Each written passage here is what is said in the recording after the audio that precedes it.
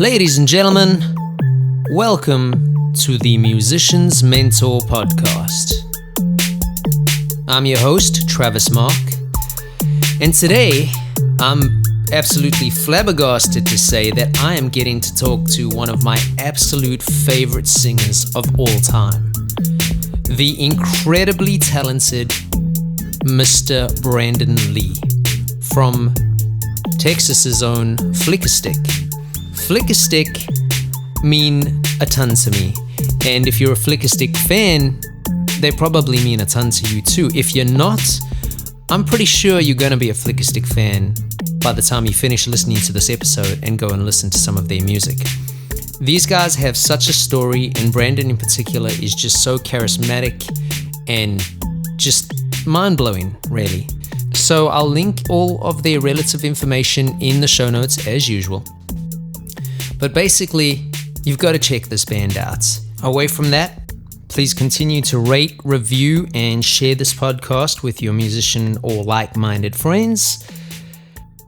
But for now, ladies and gentlemen, Brandin Lea. Thank you so much for taking the time, Brandin Lea from Flickerstick. I obviously know a lot about you. I've been following you for years. And I will do an official introduction post the interview. But just so our listeners have a bit of a better idea of who's talking, would you maybe just give us a short introduction, please? Oh, all right. My name is Brandin Lea. I sing for the band Flickerstick that is based out of Dallas-Fort Worth, Texas, and we formed in the late 90s, but didn't really get going, didn't really have any notoriety until 2000, 2001. And we released, 3.5, 4 albums-ish.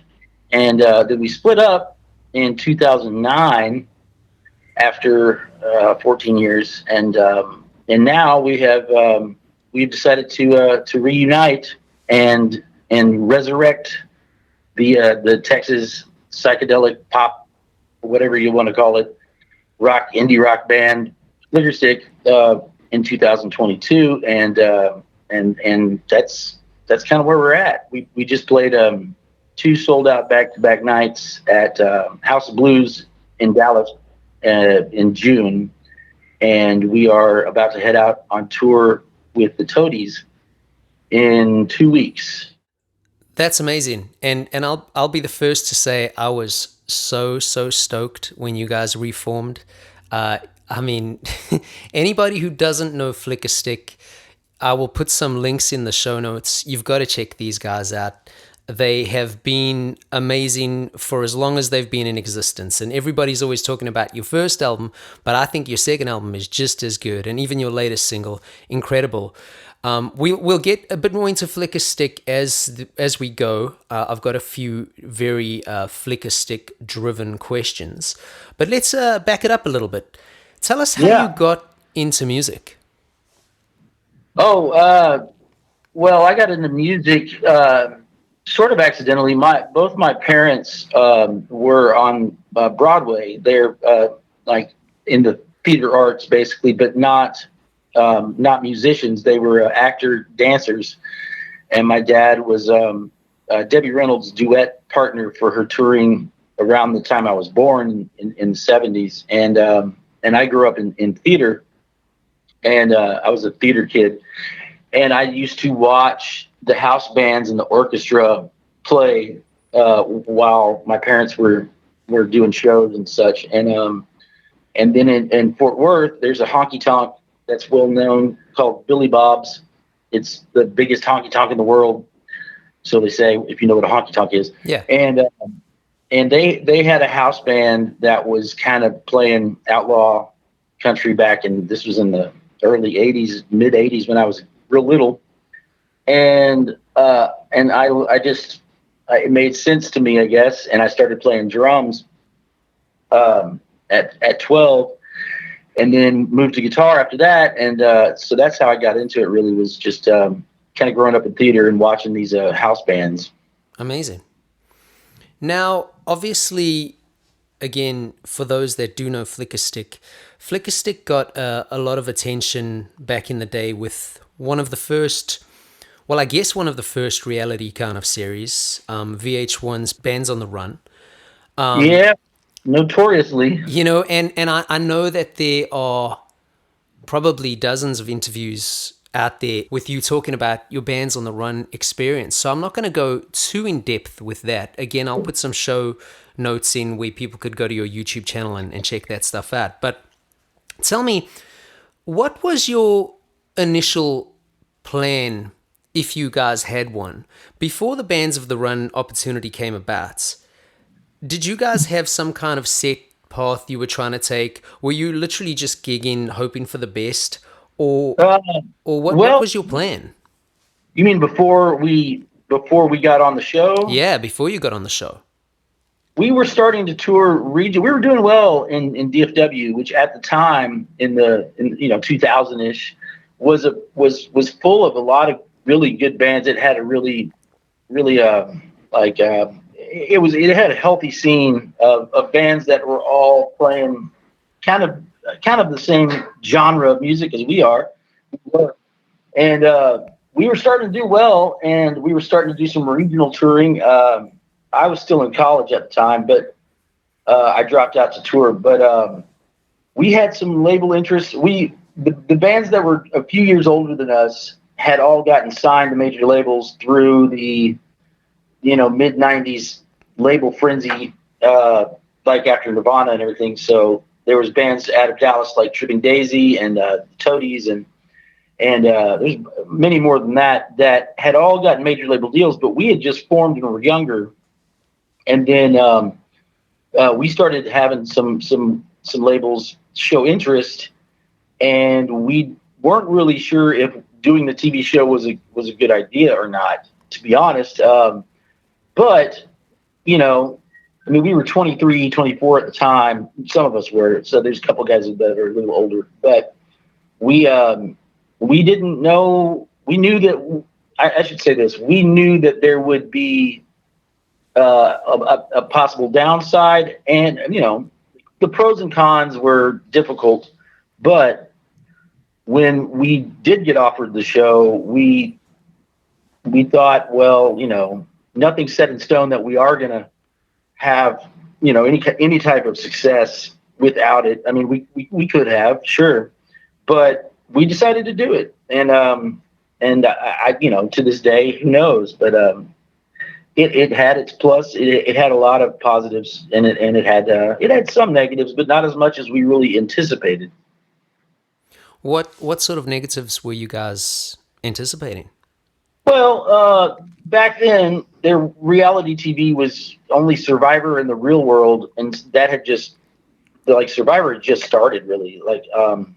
So reality TV was new, and it had it wasn't quite as accepted as it is now. It was, and plus we were kind of an indie rock band, which there was that whole question of is this are we selling out? Are we going to be, basically it was is our legitimacy on the line, because there are a lot of crap out there that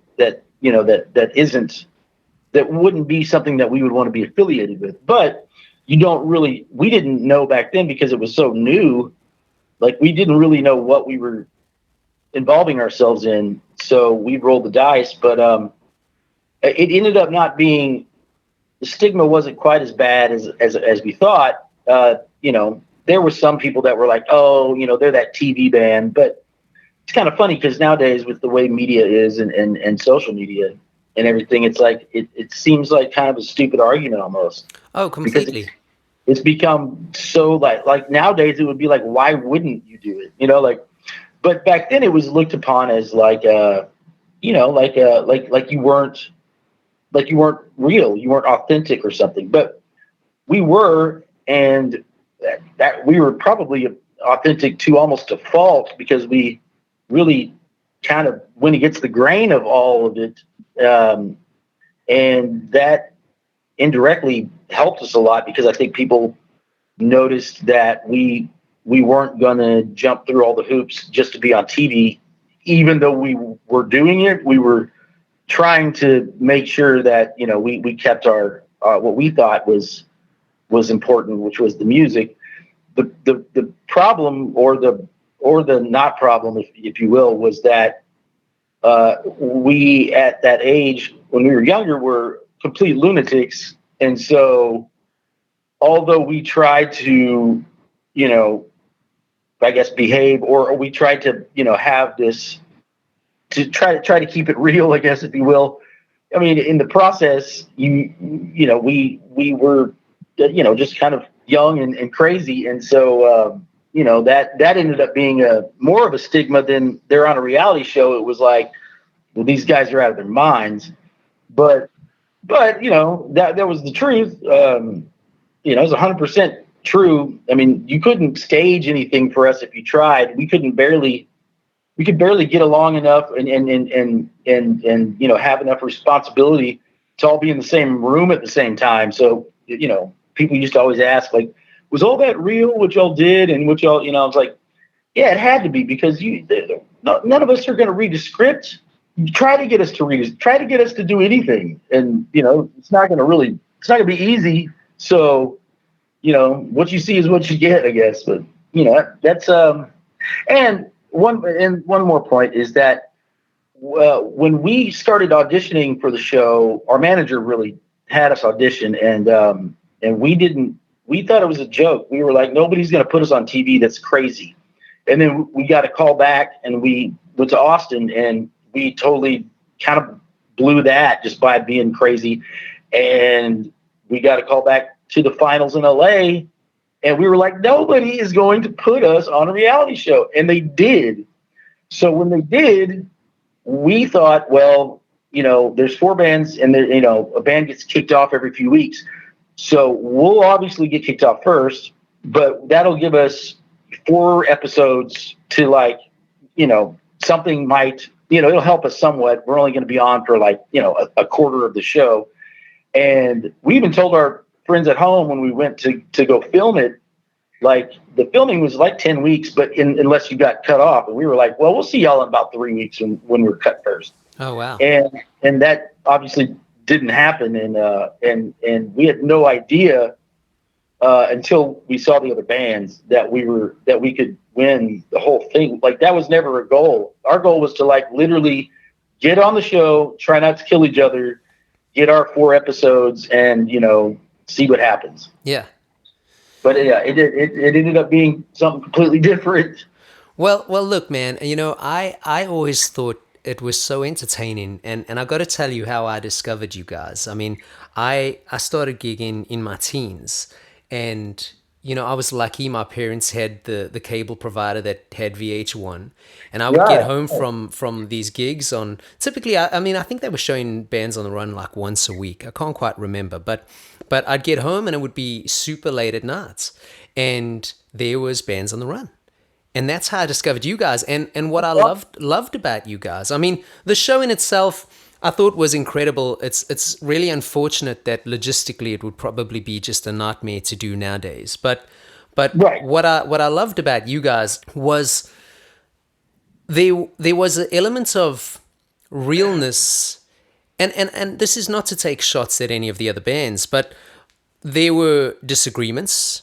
And there were moments where you got in each other's faces, and there were moments where, things were tense between certain members. And having been in a band or two by that point myself, I could relate to that. And I thought, man, I get that it's a show and you don't know what might be genuine, but Right. I loved that, and it was so relatable. So I want to talk about that for a second. I know that you guys have a slight lineup change now with the reunion. You've got Fatima and Bo. I think that's how I pronounce his name. That's correct. And obviously Corey and Dominic. They've gone. Dom was let go a while back. Oh yeah. Because you've got the couple live recordings, and that was with a different guy already, right? But let's talk about. Again, I'm going to kind of pull it back a little bit just for listeners who might be interested in going to check out the show, or maybe even younger listeners who who have no idea about how to even start a band. So I want to ask you a two sort of barreled question here. One, as a young up-and-coming musician, how do you go about trying to form a band? And two, once you're in that band, if there are some tense moments and adversities between members, what would you, knowing now, advise people on how to approach those kinds of tense situations? Oh, interesting. Well, I mean, advice on starting a band, I mean, I would have to say it from the standpoint of the age I was at when I did back then, because now it would be different. But I mean, I guess it would be different, but it's different starting a band in your mid 40s than it is in your late teens and early 20s. Yeah. If I was a young guy again, I would I would definitely just look for players that really wanted to do it more than anything else. That didn't have. It's kind of not a great process, because you kind of want to find guys that are good, but not necessarily the best players, because a lot of times the best players end up being assholes and you can't really get along with them. Like take a good player that you both like the same music and have the same goals, and also one that's not about to have kids, one that's not about to go to grad school, because you have to look at a band when you're starting it as like a 5 to 10 year commitment down the road. So it might be, just because you're starting it right now, but what's going to happen in 3 years from now when y'all finally do start to really gain speed? Are they all going to want to still do it? Is somebody married, or there's a lot of factors that go into it besides music, I guess. Yeah. So that's why it's good to do it when you're young. Like in our case, none of us had a lot else going on. So, but the second question is, I guess, what would I know? What do I know now that would help the camaraderie and the team memberness? Yeah, exactly. Well, I would say this is what I learned, is that I learned how to use my strengths, and now this is me as an older man. I learned how to use what I do well, but more importantly, know what I don't do well, and that could be not necessarily musically, but like communication wise, or like, am I not good at the business side of it, or do I just have no interest in certain things? Like, I used to kind of try to do, I used to try to I don't know, I would argue over parts of being in a band that I realized later on in life, like, I'm not good at finance, I'm not good at business, I'm not good at communication on those types of subjects. And so, why do I feel like I need to? It was more of like a leadership, like an ego thing. And now I'm very much more happy to just stick to the performing and the writing and that part of the band. And some of the other guys in the band are really good at logistics, and like, even back then, Corey was very business minded and he was good at making decisions and stuff like that. And I thought, well, I am too. And I would argue, or maybe make a wrong decision, or maybe make a right decision, but was a dick about it and rub people the wrong way. Where the whole time now, I could have just gone like, what were you doing? Like, that's not even what you're good at. So, like, don't, like, pick your battles, I guess, is what I would say. And that's something I've learned, really. Is like, like, just know what you're good at, know what you're not, and utilize those. That's great. It's also, it's quite interesting, because again, I've been following you guys for a while, and it's funny because I don't know all the ins and outs of your life, obviously, but like, it's funny how with age and just years in this industry, or any industry, you kind of learn to People think maybe it's a sort of a surrender, but you definitely learn when your pride's important, you know? Well, and also when you get into the industry after a few years and you start having, I guess you would still say record deals or whatever it is now. Like, just go into it with no matter how big of a deal or how many this or that or whatever you're promised, whatever the industry says, just uh, expect to make very little money no matter what level you're at. Yeah. I mean, be good at that, or it might work out for you. But like, I know a lot of bands that what we would consider to be big bands, or well-known bands at least, and that still tour. They have tour buses, they have a crew, and some of these guys are the brokest dudes you'll ever meet. So it's weird. It's like, we had a lot of success in certain ways, especially back then, and like we brought in money, but people would think that, oh well, they've done well for themselves, or they're selling out tours and this and that there's money involved, and there's really it there's stuff that it just goes places, not for like fun and drugs and shit like that, but like it really does. Like you're like, I don't know how we don't have like any money after like any other job that you're gone constantly from your family and from your home. Like, it would be only because you're sacrificing that to make an obviously good chunk of money from a company, right? Whether if it's not in entertainment, and that's kind of like no one else would do that if not. But because it's the music business or the entertainment business, it's like, it's hard to pinpoint why, but like, you can be. We used to be gone 250 days a year, and we'd be constantly traveling, constantly touring, constantly away from our friends and family, and some people had children. And at the end of the day, looking back, it's like, man, we barely made enough money to survive. Like much less than like a school teacher would make, or somebody with a job that they don't travel all the time. And it's not about money, but that's just the advice I do that now. Like even though we're fortunate enough to still have a crowd base where we can sell out shows, or we might do this or that. Like, I just expect almost no money, and if I get any form of payment, then I feel like happy about it. But after being in the business for 25 years, it's just like I stopped thinking that this is ever going to turn into like a real lucrative choice. So it's tough, even though you're doing it at a level that it should be. It's better off if you're. The reality of the situation is that you probably aren't going to see much money from it.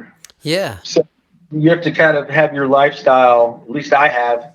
You have to be prepared for when you're in your 40s and 50s to possibly still be living as if you're a touring musician that's 25, because it might get a little better, but sometimes you have to acclimate, and your life has to be kind of, you can't take on too much stuff that holds you in one place, because then you can't do this.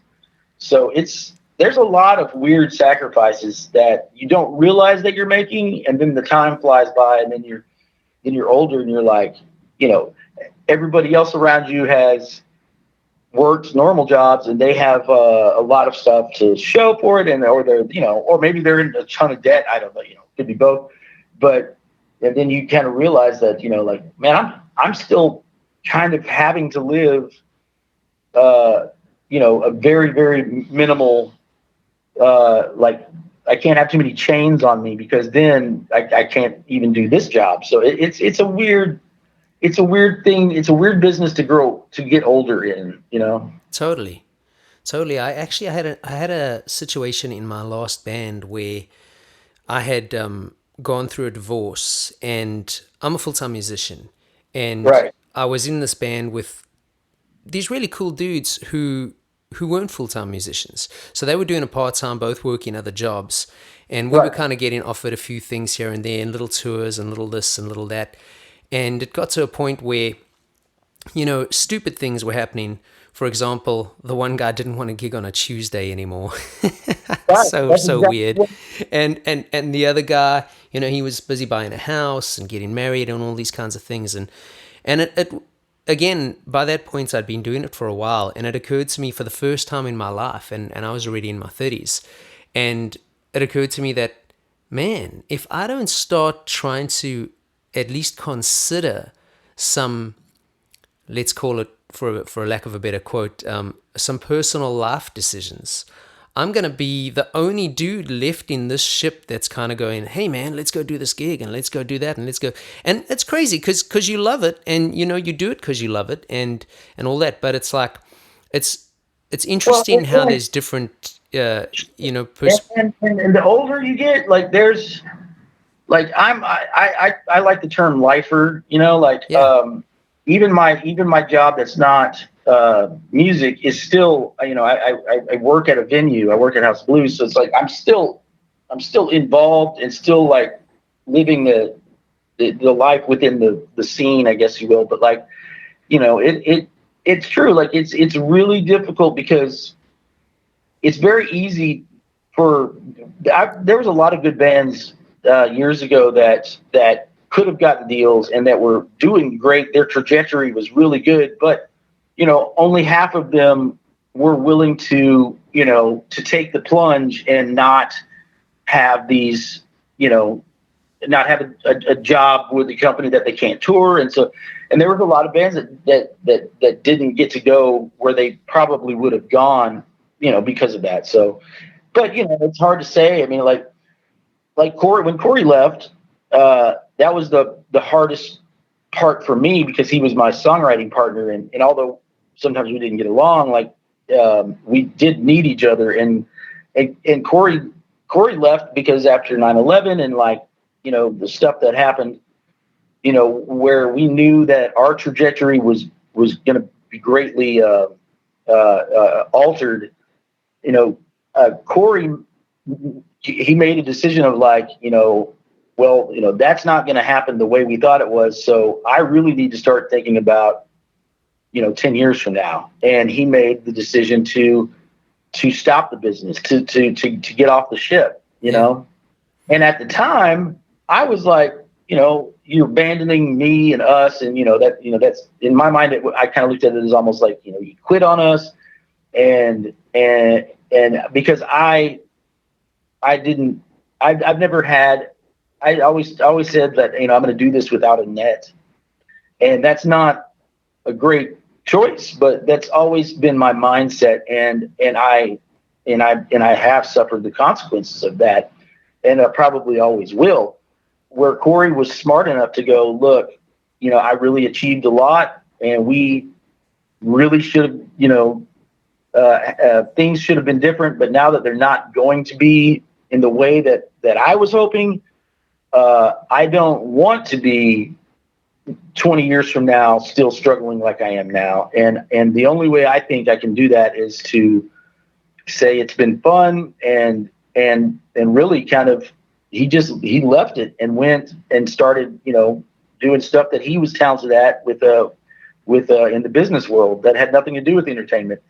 And I'll tell you this, I mean, I can't say that the guy was wrong. I mean, he's done well for himself. He's got a family and two beautiful daughters, and there's a lot to say that that his decision wasn't in any way, shape, or form a bad one. It was different. It wasn't the one I chose, but I mean, I don't know if I'd have been successful if I did what he did, and I don't know if I'd be happy or not being involved at any level. I mean, it's all I know. yeah. It's in your blood, man. And that's not to say it wasn't in Corey's. I don't mean it like that. It's just it's in your blood. And if It is in Corey's. It's in Corey's more than he even knows, because he took a break for almost 20 years, or 15, 16 years, where we didn't even speak. But after the reunion shows, which basically he was the guy that made all that happen, he had a change. Something clicked in him a year and a half ago, and he went from not being involved at all, and not really, as far as I knew, really ever having a desire to ever do anything with it, to literally pulling it all out of obscurity, dusting it off, repolishing it, putting it back out there. And even though now he's not I guess, a playing member of the band anymore by his own choice after the reunion. But I mean, he's still very much involved and wants to be very much involved. And because I think, although he took a break, that he never wanted to take a break. He wanted to stick it out, but he was just too smart to do that. Yeah. I wasn't, and I was too much of a dreamer, I guess, or a, or I think it was because Corey knew he had talents in other areas, and most people do, I think, like able to have a normal job, make a normal living, and I just don't. That doesn't make any sense to me. Like I know this, and that's for good or for bad. I know the stage, I know performing, I know music, I know, theater of whatever is in the performing arts is all I know. I don't know anything else, and I'm it's too late for me to. I'm not going to go back to school and all of a sudden, become an accountant. It's just not. That's not going to happen. Yeah. So it is what it is. But I mean, it hasn't been all bad. I mean, it's hard to do anything in this industry for 2 decades plus, I mean, like at any level. So it's and that's the one other thing that is very strange is like when music became basically free, when albums no longer mattered, when bands no longer make money from selling albums or songs, when that all happened years ago, like it really did like how we made a living all of a sudden, it disappeared and changed into something, whatever it is now. But like, and because it's the entertainment industry or because it's music and you're dealing with like rock musicians or rock stars, it's like collectively the population could not give a fuck less, Yeah. like they don't care. But like if nursing or if sports or if teachers, it all of a sudden the way that they've always made money just like went, well, y'all can still do it, but now it's kind of for free, and you'll have to make money in other ways, and no one's going to really give a shit. Like there would be outrage. There would have been people like addressing this, and there probably would have been steps taken, and it would have been something that people were concerned with. Totally. And for 20 years now, no one cares. No one that is not in the industry, they don't care, because in their mind, although they love music, they're like, well, you get to be a rock star, or you get to be involved in this cool job, so I don't cry for you. But it's like it's messed up, because it's still these are still real people that work extremely hard, and like and when that happened, it was like no one still to this day, no one gives a shit. Oh yeah, and you've just got to look at what they pay from streaming sites to see that that's totally true. Oh yeah, it's crazy. Well, so now I always thought that was crazy. Like my dad owns a dance studio, and he's owned it for 45 years. And I was talking to him about it. I said, Dad, this was like 20 years ago. Somebody came to you, and my dad made a decent living off owning a dance studio, because people paid to take his dance classes and be in dance competitions, all that stuff. There was a transaction there, and which he benefited from and made a living. But I was like, if one day somebody came in, or just society in general said, hey, we really like what you do, and you're an amazing teacher, and your choreography is great, and you have immense knowledge about all this, but we're not really going to pay for it anymore. Like, what would you have done? Yeah. Like you would have lost your mind. You'd have been like, this is crazy, and people like you would have been like, that's not right. You can't, like, what do you mean? You just don't pay? Like, this is just free now. You're just going to do it. You want me to still do it, by the way, but you have also collectively said, but we don't feel like it's something that needs to be, compensated. So therefore, you don't really have a job anymore, but you do. Yeah. Yeah, it's a real And, blurred line. and no one gives a shit that this is happening to you. Like, and my dad was like, "Oh, I don't know what I'd have done." And I said, "Well, that's exactly what has happened. Not to the young kids because they don't know any differently. They don't know. And the bands that were big in the 80s and 90s and 70s, before all that, they were well paid. Yeah. They were. There's a reason why about 80s bands and I mean, of course, bands always get screwed over by labels and stuff, but it was a lot harder to do it back then, and it wasn't like just openly like, yeah, we're just not gonna do this, but like there were bands that were pre streaming that if you did well, there was like, we sold this many albums and that was $12 a record or something, blah blah blah blah. And now it's just like, it really is. It's like, I don't know. Bands don't even rely on that to make money. Like, they have to go hawk merchandise. Yeah. Completely. Which to me is that's great and all, but it's like they left you that. It's like they went, well, y'all can still sell your T-shirts and stuff, but the rest of it, which is really the most important part, is like, yeah, we all feel like we're not gonna pay for that anymore. Yeah. And so but it's bizarre, because if anybody else had that happen at their job that they needed to survive, people don't think about that. And I guarantee you, if you do, you'd be like, oh shit, that's terrible. Well, that's exactly what happened to bands that were getting big around the streaming time, was that we saw, like, wait a second, what do you mean like we don't get paid for this now? That's crazy. And everybody went, yeah, we don't care. Yeah, it's totally crazy. And there's two things that I want to add to this. I recently had this conversation with quite a notorious industry business guy, and he was telling me how the whole industry still works on albums, like the album format, this and that. And I was like, but if they work on albums, how come, like, no one cares about albums anymore? When was the last time you met somebody who wasn't like an old school muso guy or just a real music geek who actually listened to full albums? Right. And that was my first point. And the second thing, just to your point, I play with this guitarist down here, and often, he's a bit older and he can be a bit cynical, but he's a sweetheart. And he said someone was recently giving him all this praise at a gig that we did, and he kind of like turned to me after the guy walked away and he said, "Man, I love the gratitude, but gratitude don't pay my bills, man."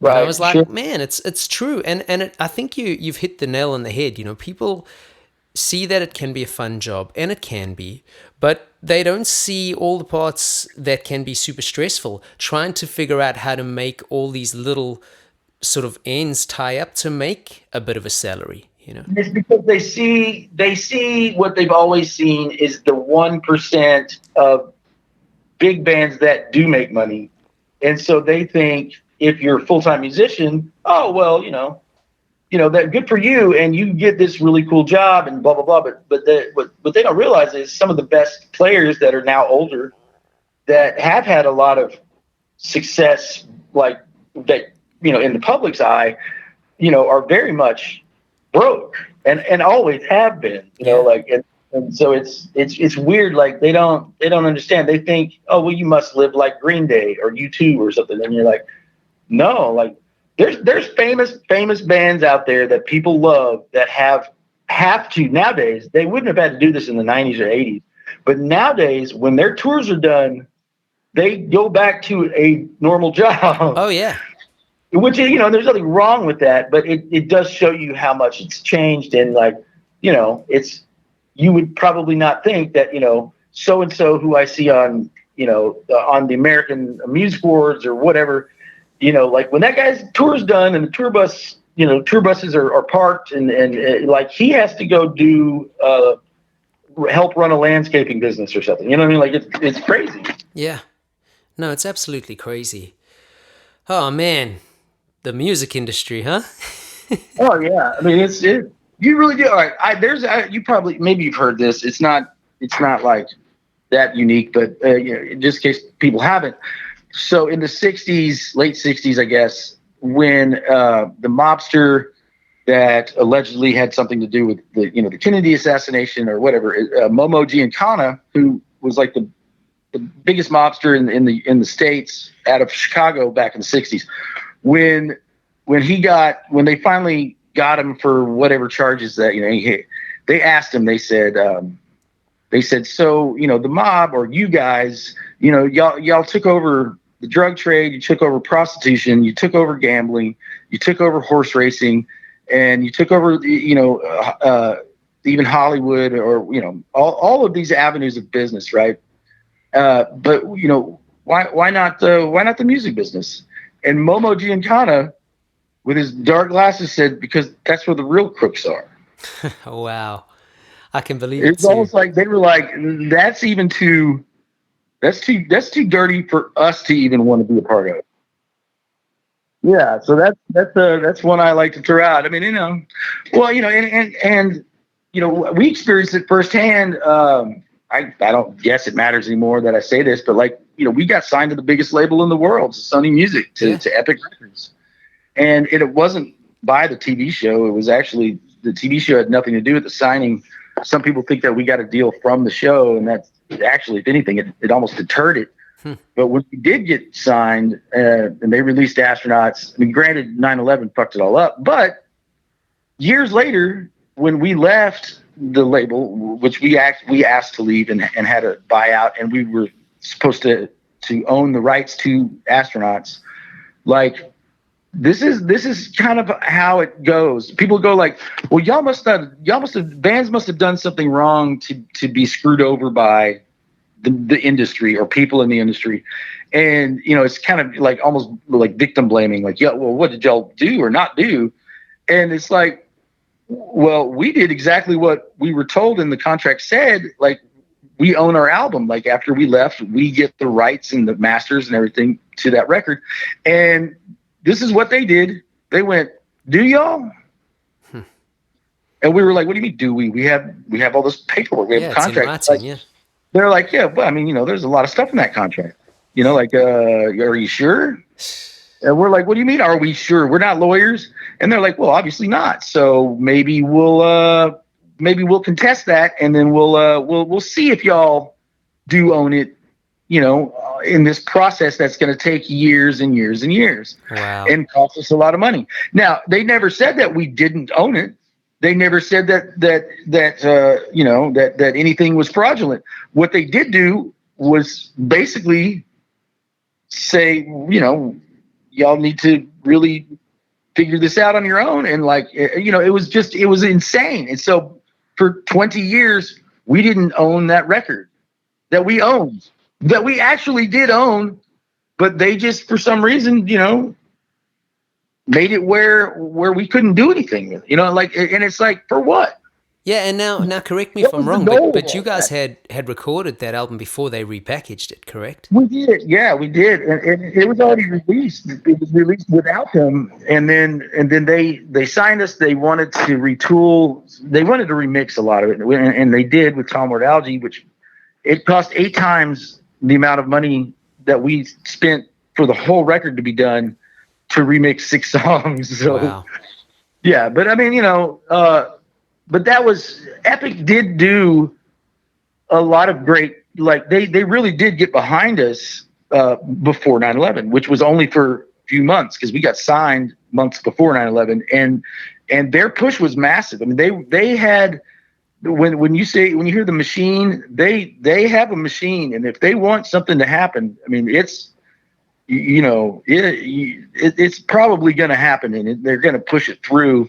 They have that capability, and they did want to do that. They did honor, a lot of their promises and a lot of their, promotional capabilities. But when it was needed most, when 9/11 happened, it didn't just, of course, it didn't just stop for us. I mean, they stopped everything. Yeah.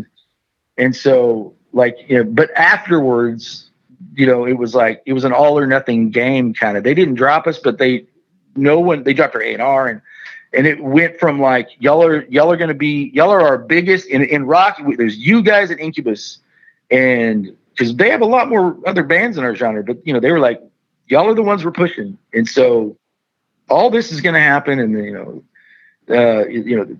just everything. And then right when it was getting there is when 9/11 happened, and then after that they were just like, yep, well, that's it, and and that in itself is not normal in the industry, because 9/11 wasn't normal for No, of course not. That was just extremely poor, just bad timing, bad luck, whatever. But it was, it's definitely been it's something that I'll never. It's a life-changing experience for everybody as a society, but for this little band from Texas, it really, it was a catastrophe. It really was. It changed. Would you say that's been the hardest part of your career, that 9/11 incidents? Oh yeah, and there's no way.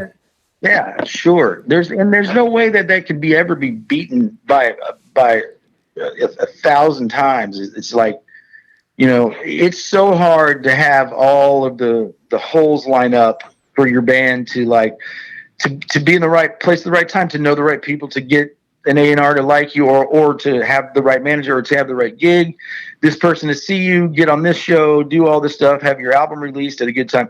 There's so many variables. Even to be slightly successful, all these things have to be done in a very timely, correct manner just to even do anything.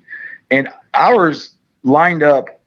It was like, and I remember like the major labels that, not just Epic, but the other ones that were trying to sign us, they were all just like, do you guys have any idea, like, because of this show, do you know, like, the window y'all have, like, y'all are, like, this is insane. If a label pushes you guys, like, it's almost impossible for this to fail. Yeah, like, completely.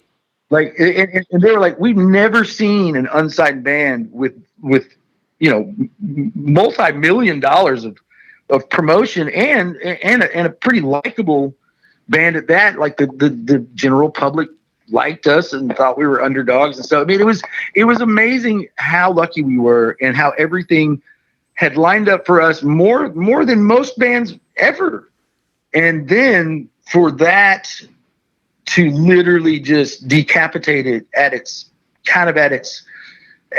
like right when the final thruster was about to ignite to get the whole space shuttle off the pad. You know what I mean? Like it was shocking of how much that did, like, and it's taken years to realize just the gravity of how much that did affect everything for this band and for the the members in it, my life, everybody's life, Yeah. But there's nothing we could do about it, and there's nothing that could have been done differently. It's just I've never seen anything like it.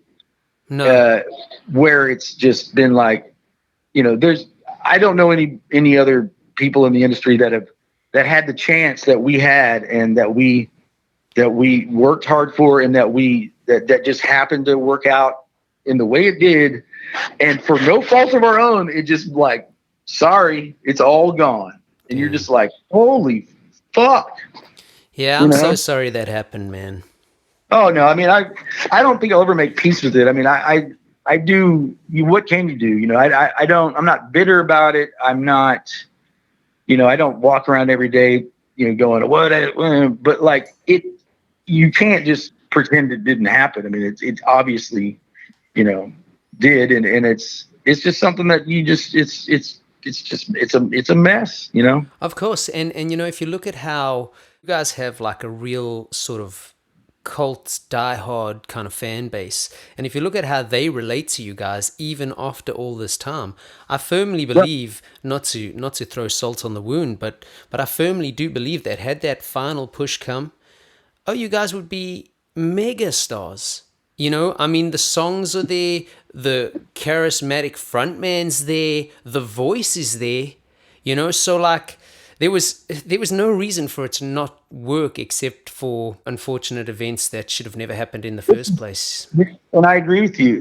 This is what sums up Flickerstick, good or bad. The reality is that, 'cause this is what I hear and I've heard since 2001, is it all comes down to the same phrase, is that's the band that should have. That's the phrase that is always used, whether it's in the press or somebody telling somebody else about the band. It's always the word should have blank, blank, blank. This band should have blank, not could have. It's always should have. Man, they should have blank, blank, blank. And I am the guy that was in that band that should have. And that's what it will always be. And it's something. And the people that do still care and do still, the cult following is something I never expected. If you had told me 20 years ago, after 9/11, that people would still be discussing anything about the band, post it being broken up from, since 2009, I'd have been like, that's insane. When, if we ever break up or when we break up, I mean, that's it. Nobody's going to care. And the only reason that we decided to get back together this year is it was the bullying of the cult. Yeah. See, bullying works, man. And the bullying grew every year and got more and more like, hey, what the fuck, y'all? Like, are we going to do this? Like, at first it was like, hey, I really, really was a fan. I still am. Like, you guys should get together sometime. And, we'd love that. And then, like, every year it got more aggressive. And then, like, the last 5 years, it's been like, yo, hey, I'm not playing. Like, what the fuck? Who's the holdup? Like, do this already. Wow. Like, I want to hear these songs again. What's wrong with you guys? Like, Jesus Christ. And we finally were like, yo, dude, they're like really, really wanting this. Yeah. And that's what Corey kind of was like, maybe we should give them what they want. That's amazing. But that's, that's the best thing that I can think of, like that's what I'm every day that I wake up, after all of what happened, because it is a sad story. It really is a tragedy. Yeah. But, I never in my wildest dreams would have thought that for years, and it never stopped. It was always there. It just got bigger for some reason in the last 10 years. And that I never would have thought would have happened. And now they're getting what they want. And I can't be more happy to be a part of it again. Well, maybe the old quote that cream rises to the top, maybe there's some truth to that. So it took a little bit longer, but the people that do care. I think what made this band, you already said it, is that it was relatable and it was people. The music is, I hate to say timeless because that's a bold statement, but it is. It wasn't pigeonholed too much. It wasn't punk. It wasn't a genre that obviously it wasn't pop punk. It wasn't, something that kind of came and went. It does have staying power, at least in the broad rock genre that I didn't even think it would have. Like when I listened to the Astronauts or Tarantula, which is my personal favorite record, like, even now, 20 years later, I'm like, it doesn't sound like horribly pigeonholed in this, like, oh, that was that era. It's kind of got it's aged well. It's aged better than I ever thought it would, to be honest. On that note, I actually want to ask you a question here. So again, this one's for our listeners that are wondering, who are maybe musicians heading into a studio to make a record or a single, since, as discussed, the records don't really happen anymore. But I mean, Astronauts, performance incredible. Tarantula, the performance is incredible. I'm also a massive fan of the Jetta and the Ghost Tree record. The performance is incredible. Yeah. Selfishly, I do want to ask you if you're ever going to release Volume 2, but we'll get to that. I want to ask, what advice could you give up-and-comers on trying and get the best possible performance when recording? When recording? Yeah, so like you, especially singers, what do you do to try and get into that zone and just get into that performance? Just the actual singing, not the writing. Yeah, not the writing. I mean, we're assuming all of that's done, pre-production's done. You now have to get your emotion onto that record. Well, I take one ear off of the headphones and and and and basically try to sing it like I'm singing it live. That's really it. There's not really a big secret there. Now, writing lyrics, I have some weird, processes that I guess maybe are not the norm. But like, as far as doing performance and vocals, just I don't know. You just gotta let it rip. There's not really a secret. I don't think. Cool. Hey, well, it's good enough for me. Now let's follow up with that Jets and the Ghost Tree follow-up. Are you ever going to put out volume 2? I would like to, and I think that it could happen someday. It probably would be happening sooner than later if the reformation, if the Flickerstick hadn't, decided to bandage itself up and scoot on down the midlife crisis road. That right now I'm all my musical energy is going to be on Flickerstick, but Jet and the Ghost Tree was another record that was done in 2013 or 14, and that I didn't know what it would be like or what it, I didn't know what we just did it because I still wanted to try to do music again, and I re-listened to it a month ago or so, and that I haven't heard in years. It pops up on college radio sometimes at the middle of the night, and that's all. I'll hear a song and I'll go like, "I like this song. Who is this?" And then all of a sudden, my vocals will come on, and I'm like, "Oh, that's me." Like I don't recognize the tracks at first, but I gave the whole album a listen to about a month ago, and I was pleasantly surprised that I was like, "Oh, this is actually not bad," So that's a fantastic record. I think it's a really good record. It was my first recordings, without anyone from Flickerstick. That was the first time that most of those songs were, mostly written by just myself, and then the other guy, Eric Webb, in the band, kind of he had some writing with me, but like there wasn't Corey, there wasn't Tim Locke, there wasn't Rex, and so it was I didn't know what was going to happen, I have no problem saying that I think that it ended up being a lot better record than I would have expected. So I'd like to do volume 2. It might be another 5 to 10 years, but you never know. Hey, well, I'll pick up a copy when it's eventually out, even if it is in 5 or 10 years, man. It's a beautiful record. Absolutely love it. Thank you. All right, Brandin, I've only got a couple more for you. Basically, the next one leads us more into your position at House of Blues now. You're the production manager there now. Is that correct? I'm one of the stage managers. Stage manager, yeah. Okay. Tell us a little bit about how your experience as a working musician has helped with your roles as a stage manager at House of Blues. Well, I've been working in production now for different companies for 10 years, basically since my constant touring days kind of stopped. I never wanted to be in across the aisle, if you will, because I always saw how hard the guys in production work at festivals and concerts and music halls. But when you need a job and that's, you don't know anything else. I had a sound guy friend of mine that was like, "Hey, you should come help me out at this venue. I need an extra set of hands." And I was like, "Okay, but I don't want to be a sound guy, or I don't want to be, I don't know if that's, that's a hard gig." And man, a year later, I was like, "Okay, I smell like weed. I'm yelling at people and I'm working 18 hours a day.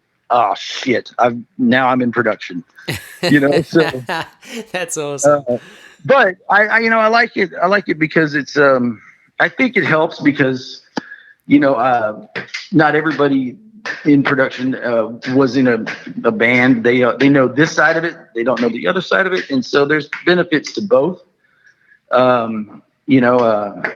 It is weird sometimes to see it from the other, the other side of the mirror, I guess, where the crowd, the lights drop and the crowd starts going crazy, and I have a job to do that is nothing to do with being on stage. So for a while there, when I wasn't playing, it got a little weird where I was like, God, I used to be that guy, I used to be the one on stage, but I got over that, and now that I'm doing it again, it's like it's pretty crazy because now I can't really believe it that it's like I've said this. I don't know if this works, but like for American football, it's like if you're a quarterback and you get old and you had a good run and you played in the pros for a while, but you weren't the best, and then you just got to be 36 and 37, and you just that's it. You're done. You don't get to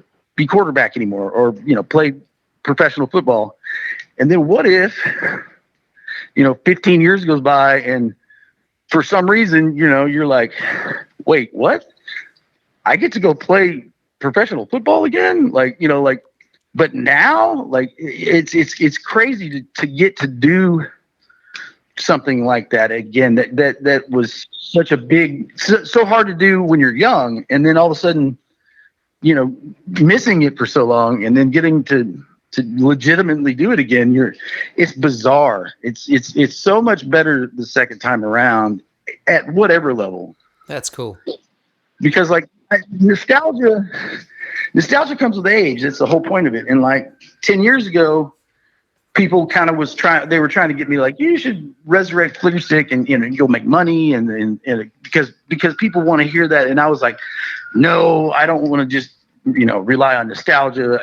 I still thought there might be a hope of relevancy for solo stuff or whatever. And now, now that I'm in my late 40s, and I think nostalgia is amazing. Because there's nothing really to prove except for that you're still alive and that you can still sing.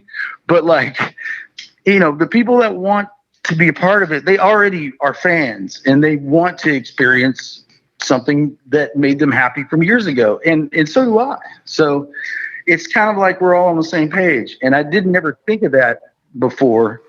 And now that I have and have experienced it, I got to tell you, it's amazing.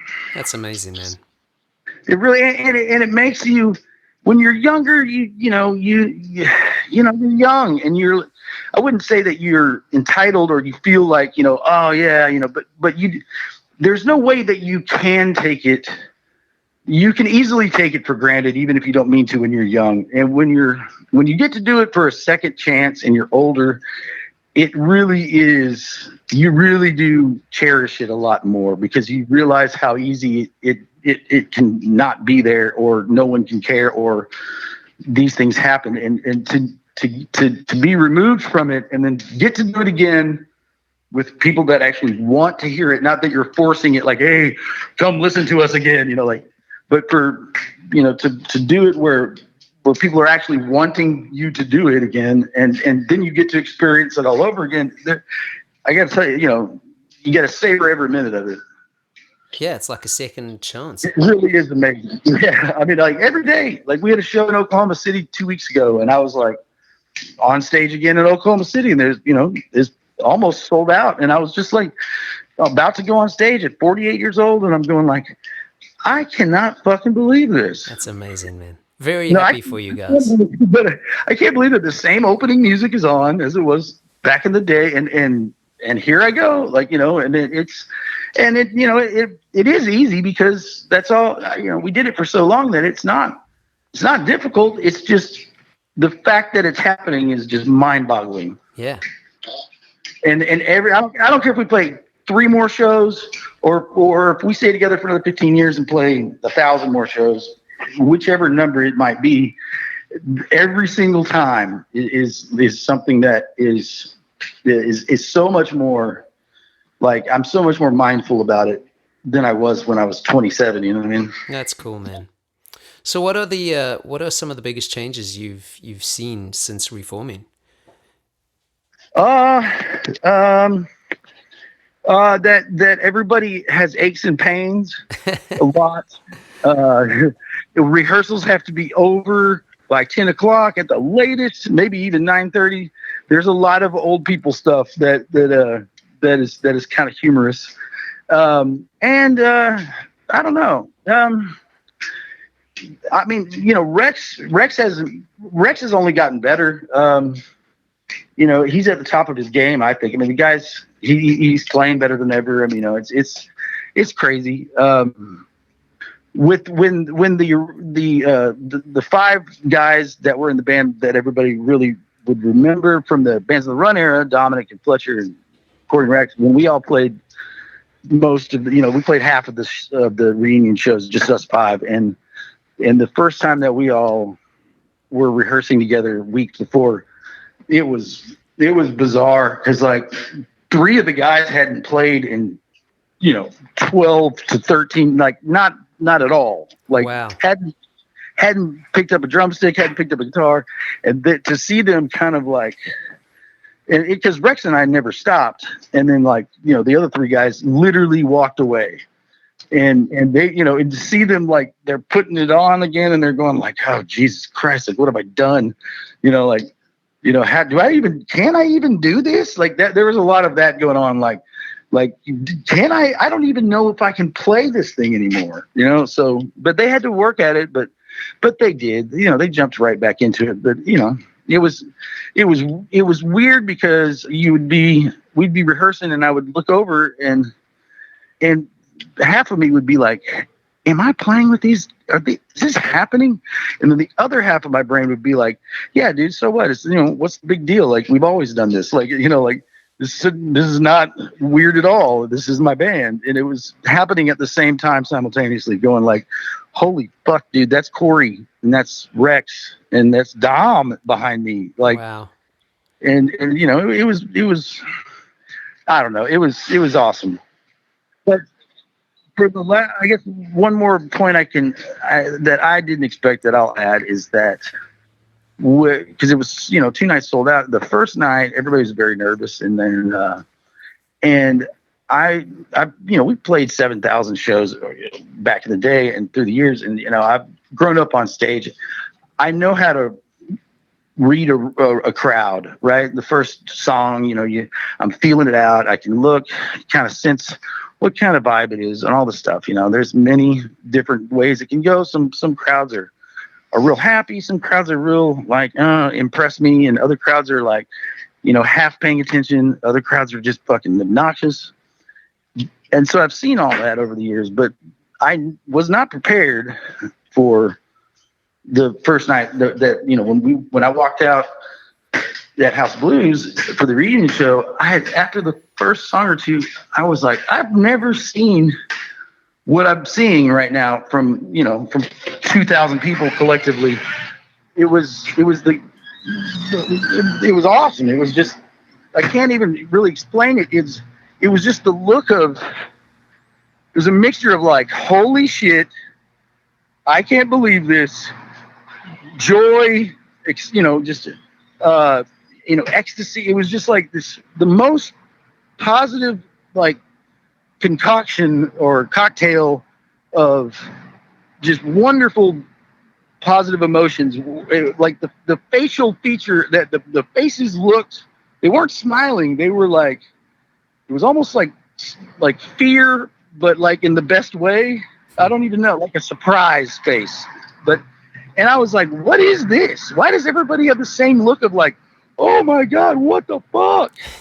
and so, you know, after the first night, I was like, that's a first. And I don't think that, you know, it was the best feeling in the world, because it was just, they were so surprised that we were actually doing it, that we could do it.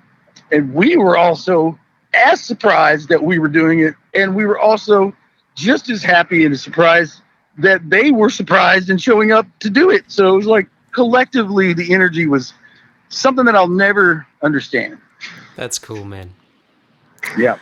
Hey, Brandin, I've got one last question for you, man. And again, thank you so much for taking the time to do this. I truly appreciate it. This one's a bit of a fully loaded one, and I ask everybody that I talk to, and I don't expect an instant answer. But what do you think? What do you think has been the best piece of advice you've either received or learnt along the way during your career? Best piece of advice that I've received. Don't take Quaaludes and go water skiing. Oh, that is amazing. Not that you can get Quaaludes anymore, but that is advice that I was told when I was a young man by this crazy dude that was older than me. And that's the best advice I've ever been given is do not take Quaaludes and try to go water skiing. I'll take it. That is amazing, man. All right, man. Let's end it there. Brandin Lea from Flickerstick and Jetta and the Ghost Tree and numerous other things. Thank you so much for your time and for being so gracious with it. I'm sure everybody who listens to this is going to get something from it. And I just can't thank you enough, sir. Oh, thank you, man. It's been a blast. I had a really good time talking to you. Good luck on your podcast. I'll be tuning in. Thank you so much, man. Thank you. All right, there we go. Another episode done and dusted, baby. If you're listening to these, please leave us a rating or review. It helps the algorithms change how our show is found and therefore makes the knowledge that we're trying to spread a little bit easier to share. My name is Travis Mark. You can find out more about me at travismark.com. You can find out more about the Musician's Mentor at musicians-mentor.com. I'd like to thank Brandin for his time. I'd like to thank you for your time. Keep working, keep pushing, but most importantly, have some fun. Peace.